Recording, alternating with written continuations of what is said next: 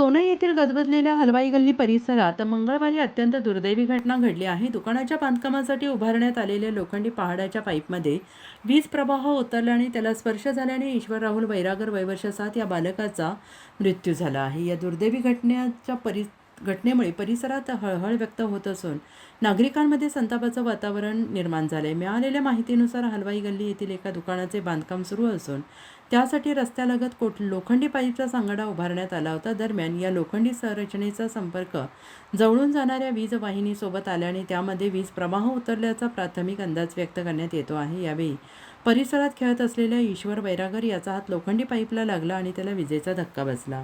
घटनास्थळी उपस्थित नागरिकांनी तातडीनं मदत करण्याचा प्रयत्न केला, मात्र त्यात बालकाचा मृत्यू झाल्याची माहिती समोर येते आहे. आणि या घटनेची माहिती मिळताच मृत बालकाच्या नातेवाईकांनी आणि नागरिकांनी घटनास्थळी गर्दी केली. संबंधित बांधकामातील निष्काळजीपणामुळे ही घटना घडल्याचा आरोप करत संतप्त नातेवाईकांनी रस्त्यावर ठिय्या आंदोलन सुरू केले. नातेवाईकांनी संबंधित बांधकाम ठेकेदार आणि जबाबदार व्यक्तींवर कठोर कारवाई करावी, तसेच पीडित कुटुंबाला न्याय आणि आर्थिक मदत द्यावी अशी मागणी केली आहे. या घटनेनंतर परिसरात तणावाचं वातावरण निर्माण झालेलं आहे आणि परिस्थिती नियंत्रणात ठेवण्यासाठी पोलीस बंदोबस्त तैनात करण्यात आला आहे. संबंधित यंत्रणांकडून घटनाचे पुढील तपास सुरू आहे. उत्तर महाराष्ट्र न्यूज नेटवर्कसाठी सनी जगताप.